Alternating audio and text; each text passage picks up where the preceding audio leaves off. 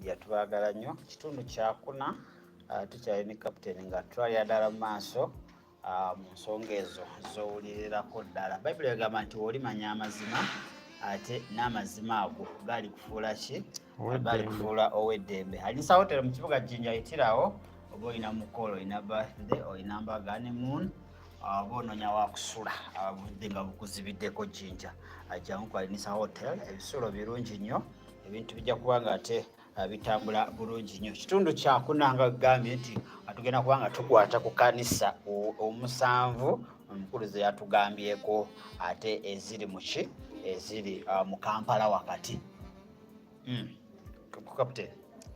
ndoza tutandikira sebo webale nnyo omuwuliriza era omugobereza ali eyo kwebaza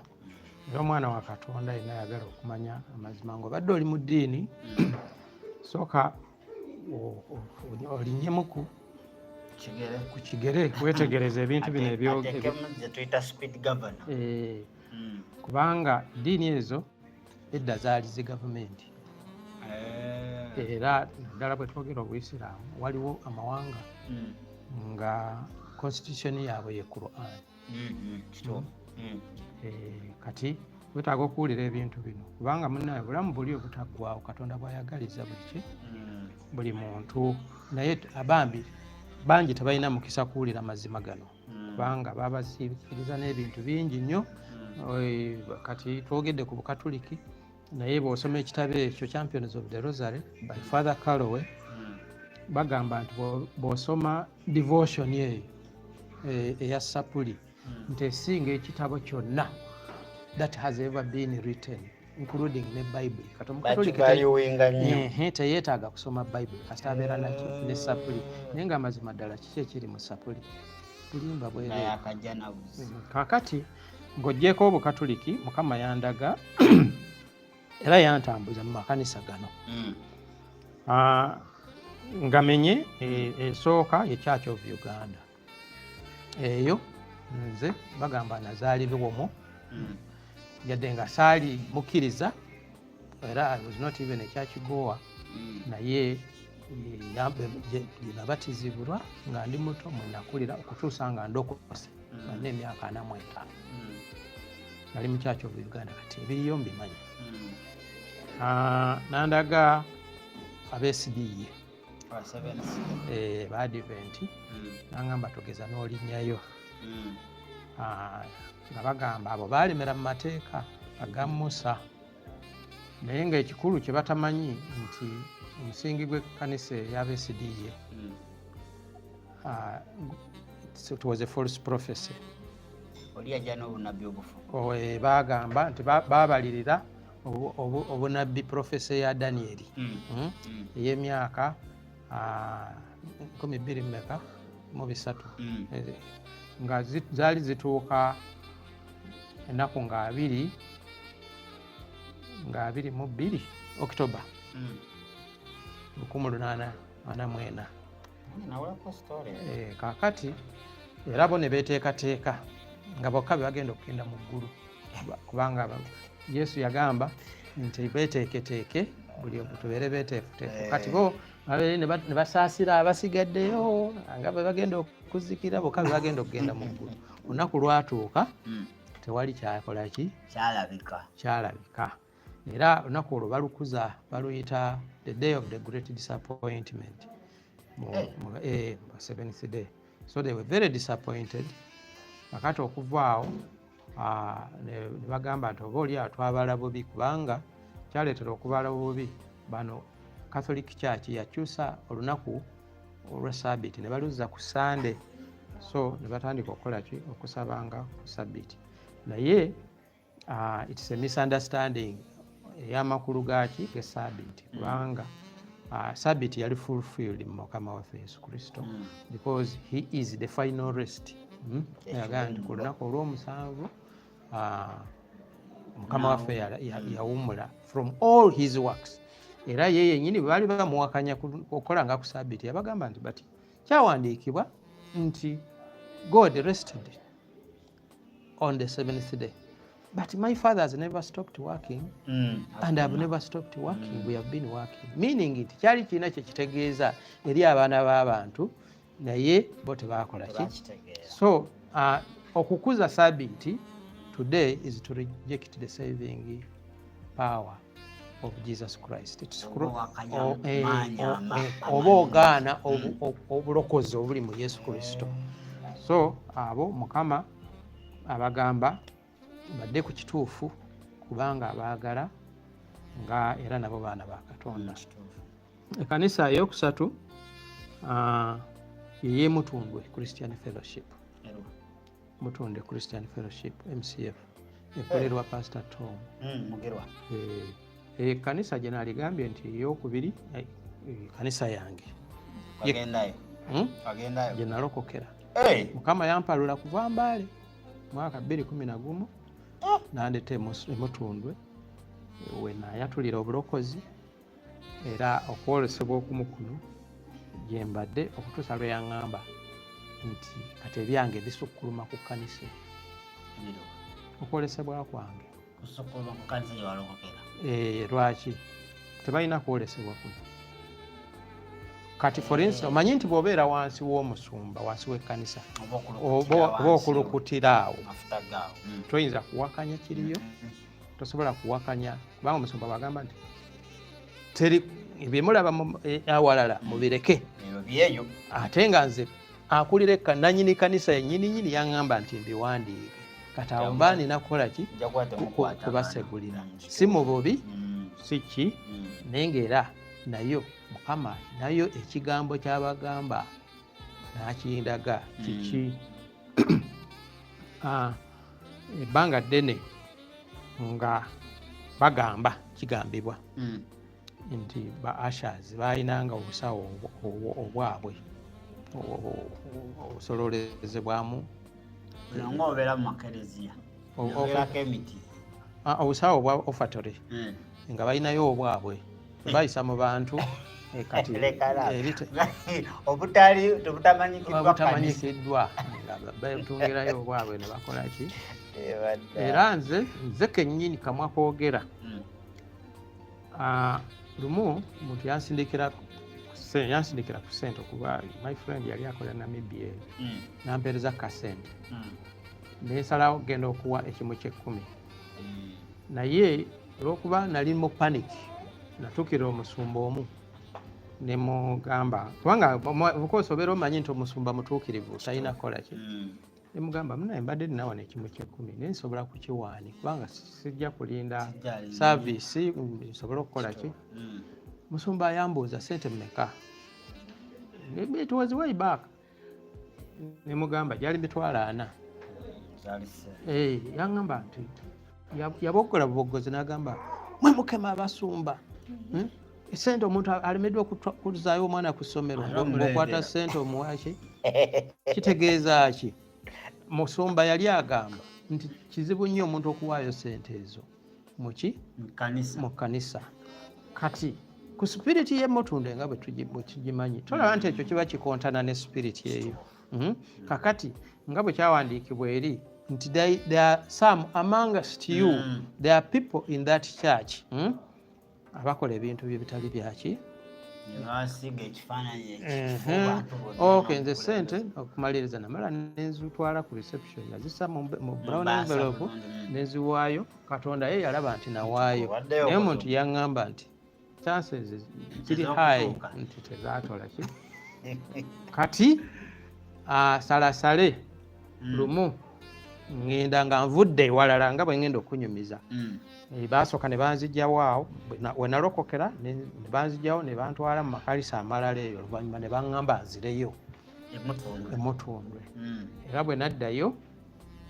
omusumba yajja n'asomesa ku butukuvu n'obutuukirivu. Amala okusomesa nga bweri practice baayisa obusawo obwa ofatory ne taisi mu ky'ekkumi. Kakati waliwo program gye bayita eya radio ne TV mulinnya ku kituuti ne muwaayo direct kati omusumba akukwata mu ngalo ng'akuwa omukisa. Kakati nze gwe nali nzirira yawaayo kanoti kaali ka $200 bwe kaagwa omusumba bwe yakka bw'ati mukakajjayo yakakuba nsawo teyayisaawo teyawaayo eno nga bw'akola yakateka mu nsawo eyiye wano bw'ati naye yakikola ne skill eragira ddala nti nga bw'olaba Messi bw'asala akapiira okuba goolo experience nti yalinga akola ki akikola buli lunaku y'oli yennyini eyali yakamala nakati gy'ali bwe bampita ŋŋenda ne mugamba oba pasatom ne bwayita abasumba bagamba nti wabaawo omuntu agamba wano nti nnimba nagwe nsobola okulumiriza akanoti bwe yakajja wansi kubanga akwata bw'ati n'ayisaawo eno wabaayo alina ekibbo n'akukwata mu ngalo ng'akuwa omukisa oba okwebaza kati naye kano bwe kagwa bwe kasumatuka ayinza n'okuba nga yakasuula kigenderere kubanga munnange we yakikolera kitegeeza it was not an accident bwe yakajjaawo nze nga ndaba kankubuulira omwoyo wa Katonda wano wayinza okubaawo ekintu nga kyankukunala bwe kiti naye nga tewali yali akirabye naye nga tebakirabanga naye olwa papaasi ye n'akikulaga nze kubanga engeri gye yakikolamu nkakasa nzekka eyalaba era bwena Mukama n'aŋŋamba nti olw'okuba nkugambye okujja wano tekitegeeza nti wano watuukirivu yali akuleese okubaako kyakwolesa era omusumba oyo wankizo nnyo mu kkanisa atambulibwako ensonga alina kyawaayo ku nnamba eno ennamba eyo amanya ge gyaleeta bwe mba nnimba ayimirire mu maaso ga Katonda alayire nti takikola oba yali agenda ziwaayo nga saavisi ewedde kati lwaki azaawula muziri nga yali agenda kwongerako ezizaaweyo kale bw'aba yawaayo naye nze Mukama ekyo kye yaŋŋamba ayo omusumba watambibwako ensonga mumanyi nga zimwetoololerako awo ayinza okuba nga ali akantu kano tekagenda kukoma wano naye nkimanyi nti bw'anaakalaba n'akawulira ajja kukka wansi yeenenye ate ekyo Katonda kyayagala awo ali third in command jako dadi nozaako mami yaddawo awo kati omuntu waliwo okukola ekintu ng'olowooza Katonda oba nja kwenenya kubanga wookolera ekyo Katonda akulaba obeera okimanyi ng'ova kusomesa wali bannaye kiki kyatuuka mu kanisa tusomesa si byetukola byebiri mu kyaki so waliwo omwoyo kyagamba ekkanisa ey'emutundwe Christian Fellowship naye nga so njazikemu seconds 3 ekyaddala abantu kye balemeddwa okutegeera tewali abatasobola kubaawo nsobi mu bulamu bwa bulijjo tosobola kubeera perfect paka yaweza okusanga ne Jamiru alina ensobi ezo oyinza okusanga ne kenyini naye ekizibu ky'abantu omulembe guno bwe batamiira awantu tebasuubirawo nti wali kiraka musitaani yeyenenyawo dda yawanika naye ate awo wasika n'okwagalira ddala abalage nti byemwogera tebiriiyo naye ate era wabaayo gwagamba bagambe waliwo alina okubagambako terimaya bamukubanga namukama namugamba ddayo yetikanga kikoligo n'agamba balage nga bwe bagenda okutikibwa ekikoligo kyo alako firimu ye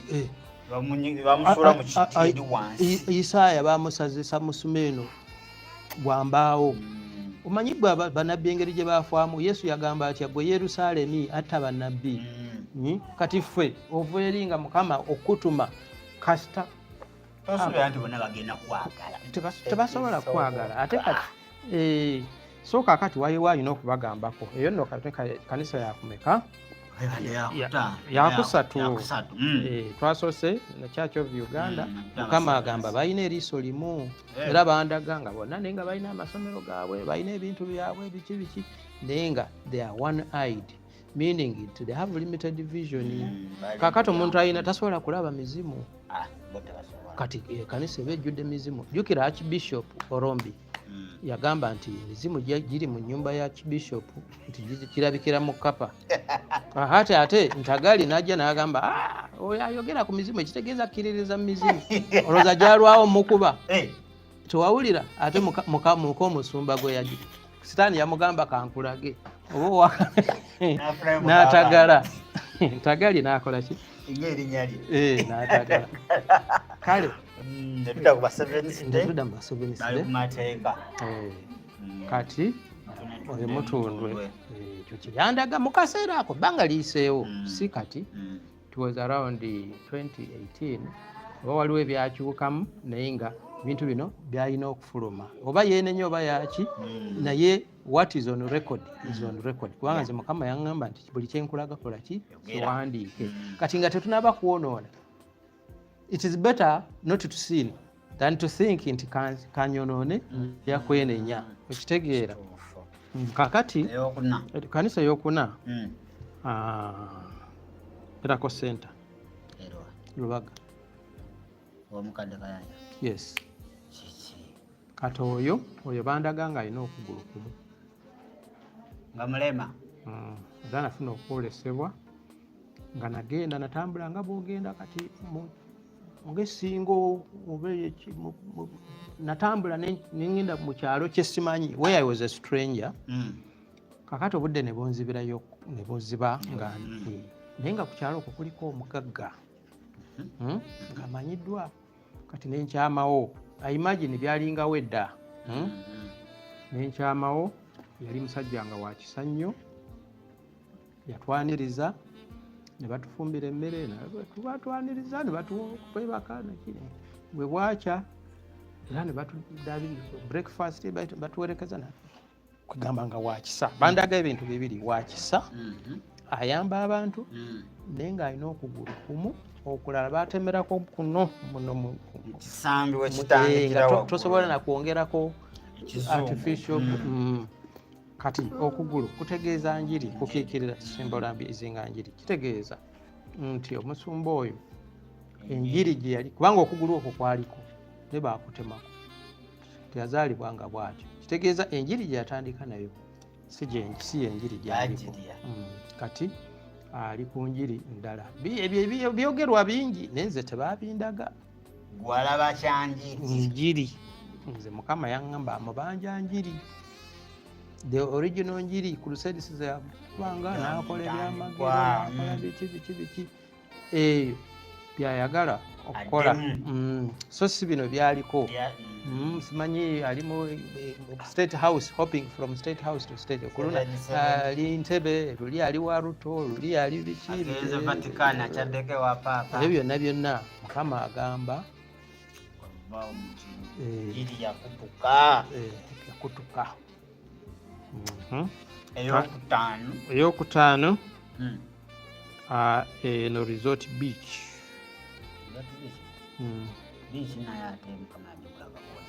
beach anti kati waliwo abantu abagenda ku beach nga balowooza bagenze kunoonya Katonda bino katugendeko wano tweyawule kakati abantu bateekawo ebintu byabwe nga bakoleramu ki fani nga bwogenda ku beach to have fun tukola bayana mukwesanyusa ne bagendeyo omusoga agamba atya ole agiginaire ne kabaka ne bagenda ne bagiginala nze nasomera wano Kiira College myaka egi 5 navaawo mwezi 5 from senior 1 to 5 okutandika okukola natandikira wano Janja Paya wali omwalo ogwo at least 2 twavaawo mu 92 ate era oluvere n'olusoga bwoba nganze omuntu alina talent ey'ennimi kati ekyo Mukama akinenya atya ekiriwa ekya beach kakati abantu Katonda tayagala abantu babuzaabuzibwe abantu congregation nene nnyo okimanyi nti ekyo kibuga kiramba se city naye bagiyita ki Holy City kati Mukama agamba there is no holiness there. It's just nga bwogenda wano Gaba Beach, bwogenda Lido Beach, zi beaches ezisinga byofuna eyo. It's just a place of fun, leisure, fun. Naye kati ayagala okunoonya Katonda tagendayo. Kubanga ye Katonda bw'ayogerera bw'atyo abeera akimanyi nti taliyo. Abagende bali mu byabwe n'ebyamagero bye balabayo na buli kimu ekiriyo si kike. Bijinge birina gye biva, birina amaanyi amalala gye biva. Eyo nno naliyo oyogedde ntegeddeyo Ntebe Road ne baasi weeziri ezikola ki ezikutwala anti yo yeeyita Genero wa Yesu Yesu bangi ye Yesu wange akyo kyemmanyi kiri kimu twawula Yesu owange si ye Yesu we uffe ababiri wali ali ku kituufu kubanga naliyo ate n'entalo zaalwanye nange mu mwoyo mpitirivu kubanga ye yali mukwano gwange nga tutuula bwe tuti era ye ng'omuntu simuyinaako buzibu ye yalina obuzibu nange kubanga mmanyi bulungi. He is a friend mine. Okwolesebwa kwange akumanyi bulungi nnyo ate teyambuulira ng'abigamba abalala nze ne bintuukako bagamba Mukama yaleeta omusajja oyo is a blessing ng'ayagala ntaapingeko butaapinzi naye nze omwoyo ate ye Mukama nze naliyo nga mbega kufula kanyeebwa kati ne muviira kati bwe muviira ta sometime ne ntandika okumulaba mu nsi y'omwoyo ate nga bwe ŋŋambye nti kyendaba mu nsi y'omwoyo ne mu buliwo kikola ki kubanga omwoyo agenda naŋŋamba nti bagenda for example nti Jamira agenda kuyita naye togenda bw'onoogenda kino kye kigenda okutuukako ogenda okulaba enkeera nga Jamira akuyita munaye waliwo kano naye nga ffe Katonda waffe omwagalwa aba yakoze atya so kati ye byemulabyeko bingi sirinaamu nagamba nti oba kiki oba kiki njogera with all the confidence ate akimanyi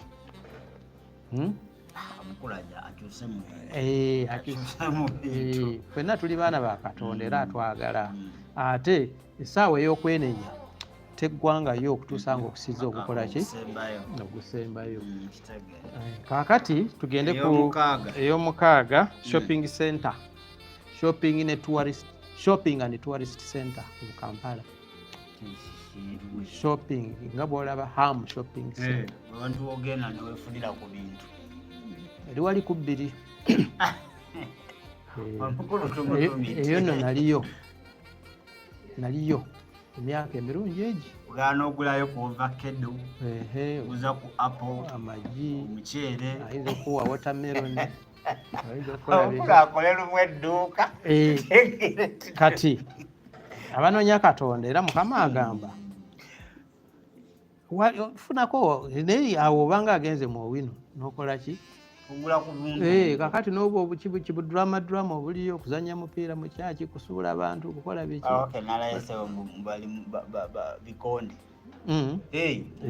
byonna eyo Mukama agamba si aliyo alina ebintu bye yamanyi gyabijja era omukulu oyo nze naliyo era okugendayo Mukama yantwalayo omwoyo yaŋŋamba gendayo naye togeza n'oyogera okwolesebwako era bwe naliyo nkimanyi nti yammanya naye n'asirika kati namulaba manyi omukulu oyo yali ku mulamwa edda omusajja n'ava e Ghana najja n'akola ki n'amusuula omusajja gwe bayitanga Obiri Ebowa n'amuyingiza ki n'amuyingiza occult naye Mukama yamugumiikiriza emyaka egyo gyonna okuva mu 80s n'akola volongoto we yenna paka wano juzi yamutadde yasooka n'awaayo ekirabo ky'obunabbi namulaba ng'akiwaayo n'ennaku z'omwezi nzimanyi zaali 26 Okitoba 2015 namulaba yajjira mu nnyonyi ennyonyi eyo netuula ku masaanyalaze gali ag'ebyuma pylons kati ye n'afuluma ng'akutte kamera n'agisuula nalaba omuntu gwe yagisuulira wansi aba ateekateeka okubuuka n'akola ki kaakati kitegeeza nti yali kubanga masaanyalaze ago bw'ogakwatako ofa kati kitegeeza nti yali agenda kufa naye nga tannafa yali alina okuwaayo ekirabo ekyobunabbi nga Erisa bwe yakola ki Eriya bwe yawa n'abalala so 2015 yawaayo ekirabo 2017 n'afa basooka kumuyimiriza era nze manyi eggulu waliyo nga bwe nagambye waliyo eringa kanso nga cabinet bantwala omwoyo yantwalayo ali observe wali wabbali ye ne bamutuuza kati nga mukabuli awo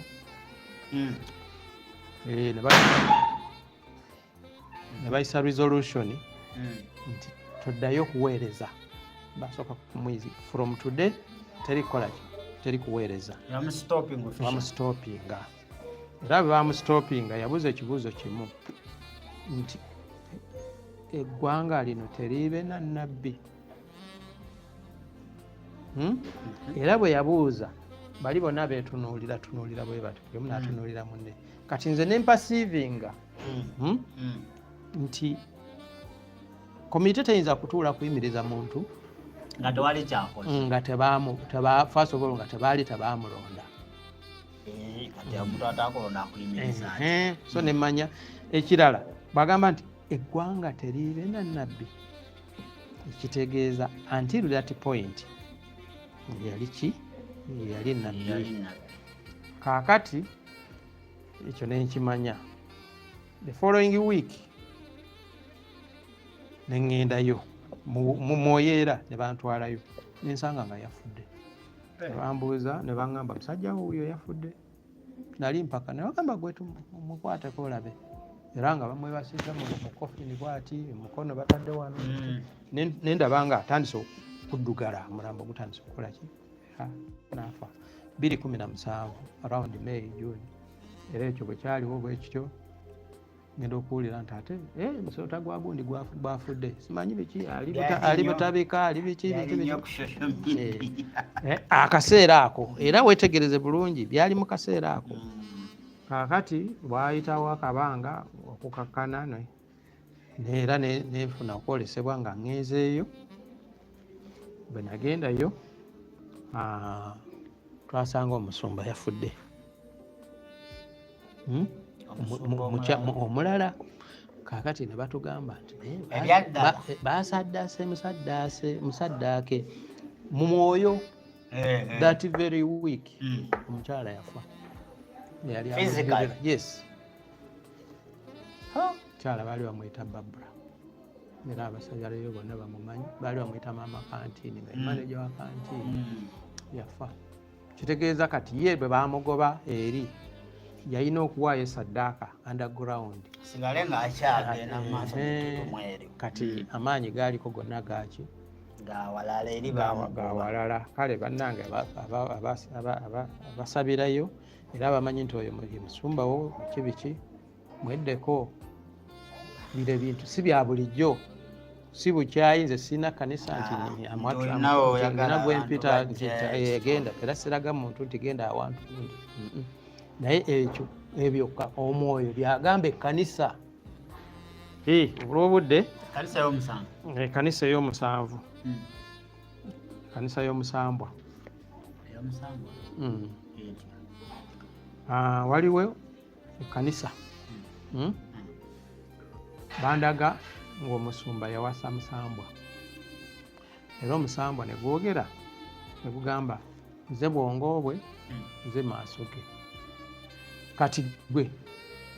senga obeera nga tumanyi nti gwe nanyini kifo kino kati oli naava eri n'abagamba nze buli ekiri awo bwongo bwange maaso gange kifo tekiba kike kakati nalaba bulabi mu mwoyo nga bw'omanyi kati nasanga abakyala bali abo balinga bookya kasooli abakola baki mu biboozibozi by'abakazi abakulu nagamba waayi omusumba yeegaana omukazi nefe omukazi atugambira ddala nti oyo ebbaawo mulala n'abaako naye byeyayogera kati nga ani gwe bagamba ngenda okutunula bwe nti nga waliwo omusambwa nga gulina enviiri nga ziringa sitiiruwulu nga ziggweno kati awo negwayogera negugamba ye era nze ndi mukyala we era nze maaso ge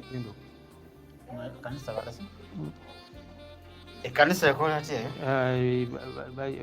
waliwo ekizimbe kye basuubira okuzimba mbu bakiyita Pentagon. Tebajja zimba naawe kati Pentagon amakulu gaakyo kiva mu ki polygon eyo ya 5 sides naye nga polygon eyo figa eyo ye figa ya actually bagiyita pentagram omanye ebintu by'omwoyo bibeeramu bikwekekweke bwe biti kati kitwala mwoyo mutukuvu okubikkulira so pentagram is actually pentagon era bwe mulaba budrama obuli mu bigambo ebyogerwa byonna byaki kakati oli omukazi ono omukazi owokubiri ye shadow y'omusambwa guli gunanyini kanisa guli muli kati ono byali kungulu naye munda n'oli owa site naye ayinayo oguli ogusuula abantu gweyindi abaguyita kundalini omuzimu gwe bayita kundalini omwoyo guwulirako guno ogubakola n'agamba bayiika n'agira bw'atyo bayiika bwe buyindi ani oyo abulina eri ku biiki wa genero fireman naye omanyi kati omuyindi taliye mukazi we yasesaamu wali yamanyi okulabirira ebintu ebyo so bannaye ekanisa eyo bwetyo bwefaanana naye ate wali omusamba okugamba nti ono bba wange awo bulugu kyegukoze wali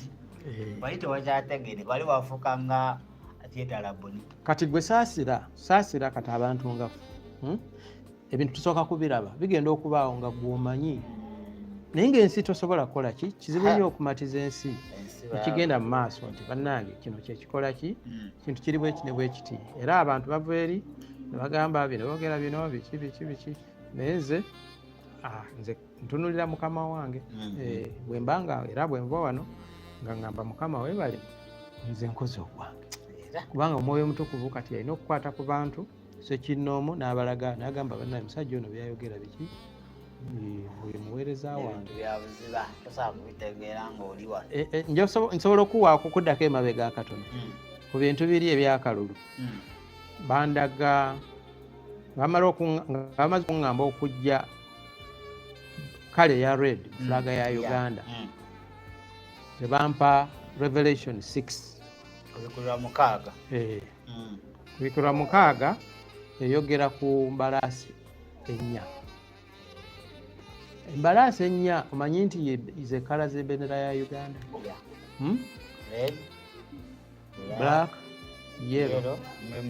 ne white kakati Revelation 6 egamba nti there I was called a living creature called me and said come and see when I went bwenagenda nendaba nalaba newavaayo embalaasi enjeru naye yali agituddeko ng'ayambadde engule naye nga akutte omutego ng'atumiddwa kujja okuwangula era n'agenda ng'awangula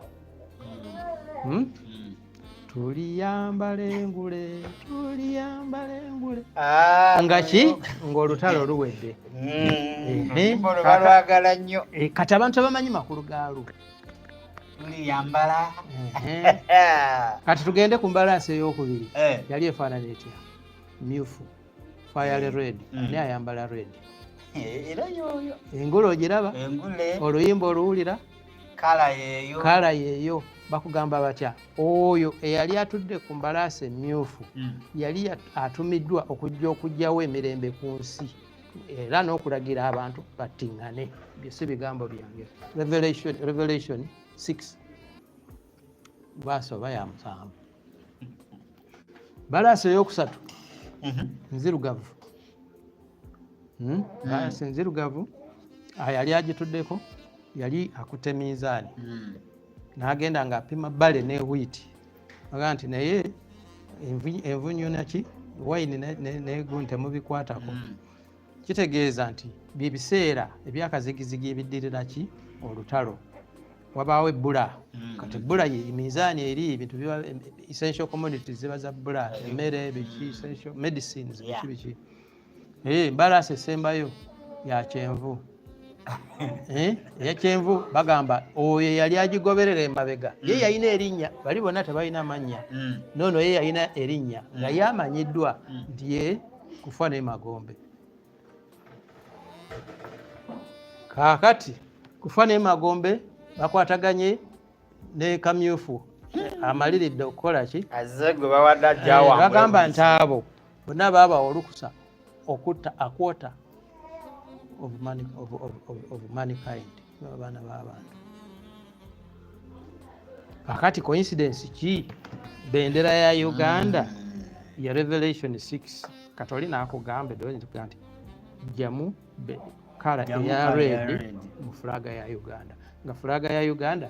ze kala zembalaasi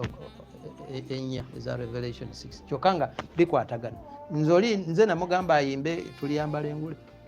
oba nze mugamba okwambala engule eyo bagirwanyisa military negezaako kikanisa negezaako oluyimba gaga nebiremerawo genda osome Revelations oli ajja kugamba abo babatumye bage bino ebintu bya mwoyo ate biwanvu ate nga byamazima omuntu ali spiritually tuliyambala mtegeera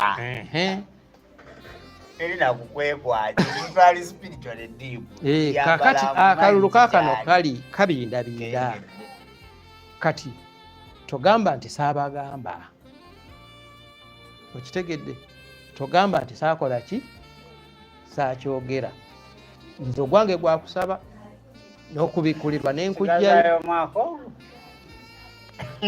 kale oli bulabi mulungi era muwuliza mulungi wa There is Still Hope bwetaaga link commenting awo eya visions and dreams tujja kuba tugikuwa olina ebirooto ebikusumbuwa obyerabira n'ebintu ebirala ndoza olunaku aleo tugenda kukoma wano ne captain tugenda kuba nga tukwatagana naye wiiki ejja ajja kuba nga akomawo ate tutandikira awo wetukomye alidisa hotelo mu kibuga Jinja osobola okuba nga otusanga ebintu byonna byakulya byakunywa byakusula mbaga pate buli mukolo gwonna basobola okuba nga ate bakuwa ekifo ate kitukaganye n'omutindo gw'ensi yonna nalo nga badde ku kamera ndowooza captain kabasiibula olwaleero naye nga yentandikwa y'okujja kwe wano ku mukuto gwa There is Still Hope. Neyanziza mukulu w'Oluganda Jamiru mbebaza mwenna abagoberezi ba There is Still Hope era tunyweza ekyo kyennyingi wakyaliwo essuubi yadde nga ebintu bidda byenjogera bituufu mazima gennyini naye temuggwamu maanyi kubanga ali muffe w'amaanyi okusinga ali mu nsi so era munywerere ku mukutu guno kubanga bijja subscribe and like share tujja kukola ki tujja kuba bireme kuyitako kubanga biwanvu nga mbalozezzaako kale bwetaaga the 7 churches of Kampala azimenyeeko wano naye wali oba ozifuna into details churches ezo zennyini zaayogeddeko ndowooza oziwulidde ezimu ozitegedde akatabo weekali osobola oba oli mu Jinja osobola okasanga ne Jamiru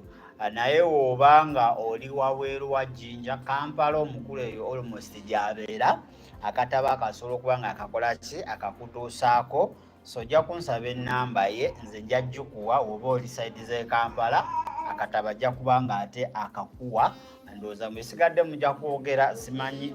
then mmwe abalyetaaza abantu bano bafune information y'obutabo obwo omukulu musobola omusupportinga n'afulumya obutabo ate n'abugabira abantu basobola okuba nga bakola ki bategeera amazima. N'akatabo akalala akaki Uganda's Peaceful Transition. Uganda's Peaceful. Kati kuki kano enkyukakyuka ezirina okubaawo ze tulina okusabira anaddira mukulu mu bigere. Tulina okusaba kubanga bw'osoma Jowero bayita Mukama agamba abakulembeze baminisita bonna mwenna abaweereza Katonda muveeyo mukabirire Mukama, otherwise bajja kubasekerera bababuuze nti Katonda wammwe ali ludda wa. Kati otulina ffenna tulina omulimu ogwaki ogw'okusaba. So n'ako akatabo kali bannaye nze njagala ntegeera omukulu anaagenda okuba nga atadda mu kintu akatabo nako osobola okuba ng'okafuna. N'ebitabo ebirala ajja kgenda abitumenyera mpola naye gwe ali mu jjinja gwe Jamiru just mutuukirire akatabo ojja kuba nga okafunira ddala naawe weesomereko otegeera amazima abaleme okunyumiza bunyumiza oleme kuwulira buwuliza bintu wabula ofune that knowledge. Mpozi muntu ayinza okulowooza mpandiise just ku kyakyezo omusanvu zokka naye toyinza kunenya muntu nga tomulaze kituufu. So kakati eyo chapter emu yokka yeri ku makanisa omusanvu naye nga mulimu chapter esomesa enjigiriza eyaliwo mu primitive church eyasookera ddala ey'abayigirizwa biki bye baasomesa. Eyo chapter namba newabaayo kati challenges ki ekkanisa zefeesinga mu kaseera kano nga social media is already a problem. Abantu bakyasoma Bayibuli, abantu bali kuki ebintu eyo nayo chapter eri omwo. Ne mubaamu ebintu ebirikolebwa mu makanisa amalala ebweru eyo nabyo abantu beerabireko. Mulimu ebibuuzo what is church work kubanga tugamba for instance nayogeddeko wanengamba Yesu yangamba baamulekera omulimu gw'ekkanisa. Kati mpandika mulimu ki ogwo era biki ebitali mulimu gw'ekkanisa ekkanisa byekola bebakola kati what church work is and what is not church work. Okitegeera kaakati ne mubaamu chapter endala eyogera ku marketinga kubanga buli kyokola okimarketinga. Ne Yesu ya marketinga omulimu yagumarketinga atya mugende mu mawanga gonna mubafuula abayigiriza nga mubayigiriza ebintu bye mbasomesezza. He was marketing his work. So ebyo byonna byonna mwebiri mu katabo kano. Mpozi ne biography eyange in detail omudawo okutegeerera ddala. So akati ebadde nsaba wetunaakomawo waliyo ekibuuzo nze senjagala otandikireko. Bantu bangi banonooza oba bagamba nti emu ku kanisa gy'oyogeddeko ng'omukulu waayo yali atunda ku nguli. Ekintu ekyo okiraba otya kirabiramu Eriya kindooza we tujja otandikira. Simanyi ekibuuzo kyange oba okitegedde? Nkitegedde naye gwe boogerako mu mamanyi. So byatambula nnyo era obisangeyo mu bantu bakyalina endowooza eyo mu kituufu. Ekyo nina bwino waakyo ne bwe tugenda mu gavumenti nina bwino waakyo. Omuntu n'akukakasa naye nga yawulira gesi muntu ng'ayogera eyo. Naye simanyi oba ekyo ekizibu oba kivuddewa mu kyaki kati nti omuntu awulira buwuliza sitole y'oli n'abanga yennyini yeyaliyo nga bagukwata. Omwenge kituufu bagukwatirayo. Ogambye tujjakyo but we can mention it. Oli ayinza era kuyima wali n'ayogera n'agamba nze nina obukakafu nti ddala ew'omukulu we baakwatirayo omwenge. Kituufu naye teyamanya. This was an incomplete house. Omuntu ayinza okwewuunya bannaye kubanga era nagezaako okwogera ekintu kino somewhere abantu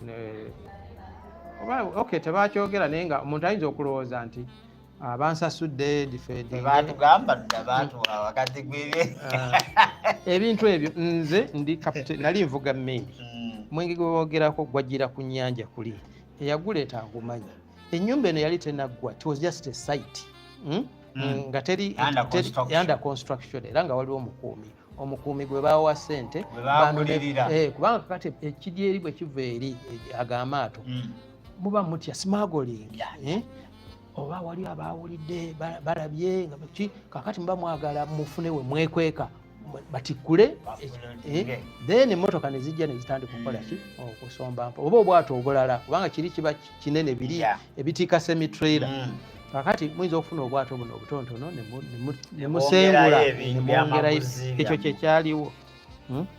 naye nesanze nga nange kati ndi findinga omuntu atamanyi nakumanya simulabangako tandabangako fizikale kale olwokuba amazima gaba amazima galina okwogerwa ndowooza we tujja otandikira mu kitundu kyaffe ekyokutaano omukulu atunnyonnyole kubanga omukulu yalina evidence n'omwenge wajjira ku mmeeri gye yali avuga si mmeeri lyato lye yali avuga kubanga bizinesi eyo nze yali agikola era bw'ogenda mu kikuubo bakasitoma bange gye bali abammanyi nduddewo wali tonnalokoka ebiseera ndokose wano 2014 that was in the 90s nze nga edda era nga mpulira mbu yaliwo simanyi warehouse ng'omukulu atawanaye ani kakati kikuleetera okudawutinga kati bw'owulira ebintu ebirala ng'ekyo kimanyi nabiri ebirala olaba nekimmanyi abantu bati kuganda ekituufu kale ndowooza tujatandikira ekitundu ekyokuna analo ng'addeko kamera omukulu kamuleka addeyo kubanga lugendo luwanvu sobola kubanga muta kiro nkuba yatutaganyizaamuko naye ndowooza wiiki ejja agenda kubanga akomawo tusobole okuba nga tetutandikira mubeere bulungi ate era mweraba